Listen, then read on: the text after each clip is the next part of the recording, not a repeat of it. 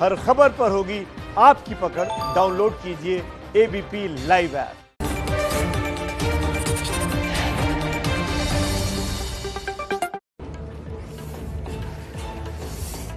नमस्कार, आप देख रहे हैं एबीपी न्यूज। आपके साथ हूं मैं रोबिका लियाकत। आप सभी का बहुत बहुत स्वागत है। ठंड लगातार यहां पर बढ़ती चली जा रही है और सर्द हवाएं भी चल रही है, लेकिन हिफाजत में रहे हिंदुस्तान हमारा। जवान यहां पर मुस्तैदी से तैनात है और उन जवानों की खबरें लगातार हम आप तक पहुंचा रहे हैं। लेकिन हिंदुस्तान आगे कैसे बढ़ेगा, उसके लिए किसानों की मदद जरूरी है और इसीलिए आज मास्टर स्ट्रोक में बात किसानों की।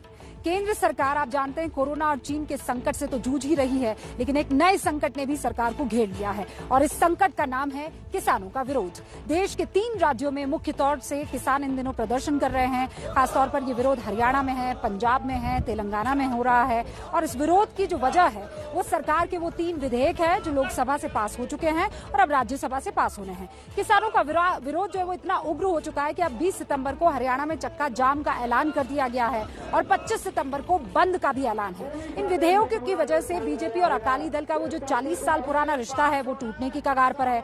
अकाली दल की हरसिमरत कौर ने इस्तीफा दे दिया है, उन पर गठबंधन से हटने का दबाव भी है। हरियाणा में भी बीजेपी सरकार की परेशानी हो सकती है क्योंकि यहाँ गठबंधन की सरकार चला रहे जेजेपी के दुष्यंत चौटाला पर भी इस्तीफे का दबाव है। लेकिन सवाल ये है कि इन विधेयकों में ऐसा क्या है जिसका इतना विरोध हो रहा है। पीएम मोदी दावा कर रहे हैं कि ये कानून किसानों के हित में है, उन्हें फायदा पहुंचाने वाले हैं, बिचौलियों को हटाने वाले हैं। अगर सब कुछ ऐसा ही है तो फिर विरोध किस बात का है?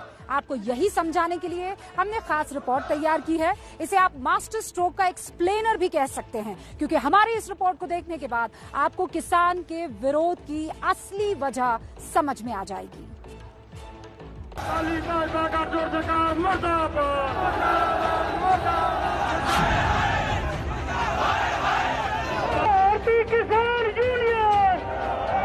पहले किसानों के बाद चर्चा करनी चाहिए थी, किसान नेता के साथ चर्चा करना, किसान संगठन के साथ चर्चा करना चाहिए थी, उसके बाद में ये बिल लाना चाहिए था। भारतीय किसान यूनियन। तीनों कानून ऐसे हैं कि पूरा हिंदुस्तान तबाह हो जाएगा अगर ये कानून लागू हो गए तो। एपीएमसी मार्केट को खत्म करना चाहती है और पूरी पावर सेंट्रलाइज करना चाहती है। किसानों की विरोधी सरकार। कुछ लोगों को किसानों को मिल रहे नए अवसर उनको पसंद नहीं आ रहे हैं। किसान एक बार फिर से सड़कों पर उतरा हुआ है और उसके आक्रोश की वजह है सरकार की तरफ से लाए गए 3 विधेयक। लोकसभा में ये 3 विधेयक लाए गए हैं। The farmers produce trade and commerce promotion and facilitation bill 2020, the farmers empowerment and protection agreement of price assurance and farm services bill 2020, the essential commodities amendment bill 2020। सवाल यह है कि क्या ये विधेयक देश में लागू हैं? हाँ, सरकार इन तीनों ही कानूनों को लॉकडाउन के दौरान 5 जून 2020 को ऑर्डिनेंस के रूप में लागू कर चुकी है। इसलिए संवैधानिक बाध्यता की वजह से अब इन्हें संसद से पास करवाना चाहती है। लेकिन जब तक मौजूदा व्यवस्था और इन तीनों बिलों का फर्क आप नहीं समझेंगे, तब तक आपको किसानों के विरोध की असली वजह समझ में नहीं आएगी। तो पहले कानून की बात सबसे पहले करते हैं।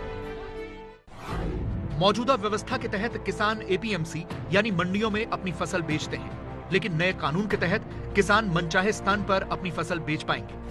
अभी दूसरे राज्य में या ई ट्रेडिंग के जरिए किसान फसल नहीं बेच सकता, लेकिन अब लखनऊ, पटना और अमृतसर का किसान चेन्नई में अपनी फसल ई ट्रेडिंग से बेच सकता है। अभी मंडियों में किसानों और व्यापारियों के बीच जो कारोबार होता है, राज्य सरकार उस पर टैक्स लगाती है। लेकिन नए कानून में राज्य सरकार न किसान से और न व्यापारी से किसी भी तरह की फीस या टैक्स नहीं ले पाएगी। इस विधेयक के माध्यम से किसान को अपनी उपज किसी भी स्थान से किसी भी व्यक्ति को बेचने का अधिकार होगा और मंडी की परिधि के बाहर जो भी व्यापार होगा उस पर न राज्य का कोई टैक्स होगा और न ही केंद्र सरकार का कोई टैक्स होगा। मैं पंजाब की बात कर रहा हूं। हमें इससे पूरे साल में 631 करोड़ रुपया हमारे इकट्ठा होता है सर मंडियों में, 3631 करोड़। तो सर उससे हम करते क्या हैं? जहां हम उसके हिसाब से आयुष्मान भारत है, उसके अंदर किसान का किसी की कोई नुकसान हो गया, उसकी चोट लग गई, उसमें उसको पैसे देते हैं। अगर उसकी फसल खराब हो जाए उसको सपोर्ट करते हैं। अभी किसान की कमाई पूरी तरह से मॉनसून या मौसम पर निर्भर करती है। फसल खराब होने का खतरा भी रहता है, लेकिन नए कानून के तहत किसानों का ये सारा रिस्क पहले से कॉन्ट्रैक्ट करने वाले खरीदार पर शिफ्ट हो जाएगा। अभी किसान आढ़तियों के जरिए या खुद से मंडी को अपनी तैयार फसल बेचते हैं, लेकिन नए कानून के तहत किसान और खरीदार का समझौता फसल बोते वक्त भी हो सकता है। ये कॉन्ट्रैक्ट 1 सीजन या 5 साल के लिए हो सकता है।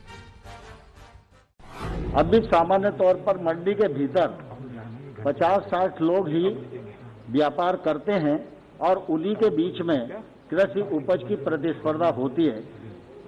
इस विधेयक के बनने के पश्चात निश्चित रूप से प्रतिस्पर्धा बढ़ेगी, निजी निवेश गांव तक पहुंचेगा, कृषि इंफ्रास्ट्रक्चर का निर्माण होगा, रोजगार के अवसरों का सृजन होगा। अब सर बात कर रहा हूं कॉन्ट्रैक्ट फार्मिंग की। कोई भी आदमी आएगा, आज हमारे सर 1 मिनट अच्छी 80 जमीन है सर, जो उसका ठेका बटाई जिसे कहते हैं, वो सर वो आएगा तो वो पहले कहेगा भी मैं 10 एकड़ का 1 लाख रुपया आपको ठेका देता हूं, ये लो 10 लाख रुपया, और ये कहेंगे एग्रीमेंट हमारा 15 साल का हो गया और आपको 10 लाख, आपको पहले तो 5 लाख मिल रहा था, हम 10 लाख देंगे, वो जमीन ले लेंगे सर। उसके बाद 2-3 साल हम मानते हैं देंगे भी, जब वो बेचारा औजार बेच देगा, जब देख लेंगे भी हाथ में आ गया, तो उसके बाद कहेंगे भाई, और फिर लाख का रेट 40 पे ले आएंगे। अब सवाल यह है कि जब बिल में किसानों के लिए इतनी अच्छी व्यवस्थाएं बताई जा रही हैं, तो फिर पंजाब और हरियाणा का किसान इतना विरोध क्यों कर रहा है?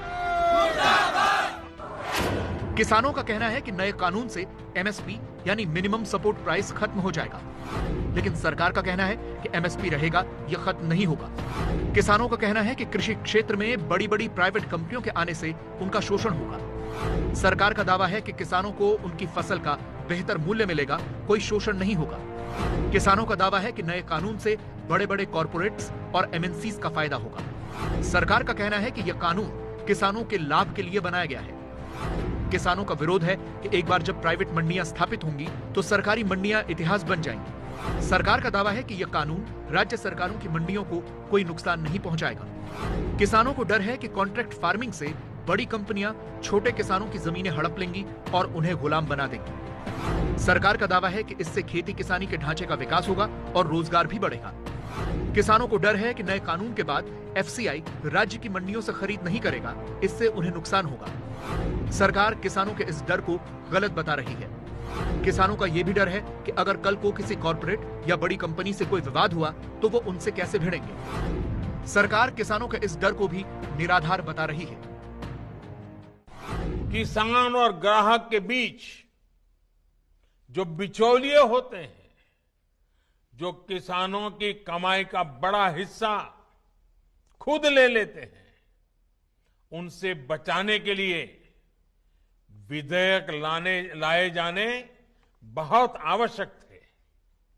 ये विधेयक किसानों के लिए रक्षा कवच बनकर के आए हैं, लेकिन कुछ लोग, जो लोग दशकों तक देश में शासन करते रहे हैं, वो लोग किसानों को इस विषय पर भ्रमित करने की कोशिश कर रहे हैं, किसानों से झूठ बोल रहे हैं।